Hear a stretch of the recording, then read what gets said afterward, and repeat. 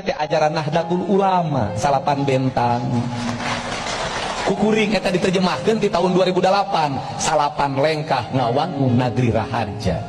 Tahun 2013 kapilih kedua periode kuring nyeundeuy salapan tangga cinta Purwakarta istimewa. Ai angka salapan teh angka naon? Angka salapan ka 10 tunggal, ka 10 nama pan teu kudu diaku dan geus manunggal jeung nu kagunganana. Siliwangi teh salapan apana? Nah, tidinya bulan walik teh wali songo salapan ka 10 nama tunggal pan. Anu urang Jawa disebutna sangkan paraning dumadi, di urang disebutna papat kalima pancer.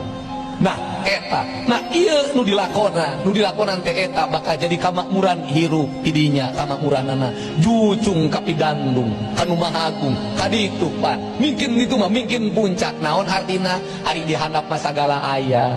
Rupa-rupa pan, anu resep kanu penca, anu resep kanu kitab, anu resep kanu kadugalan, anu resep kanu tirakat, anu resep kanu filsafat. Di NU mah KBG menang jeung dimenangkeun.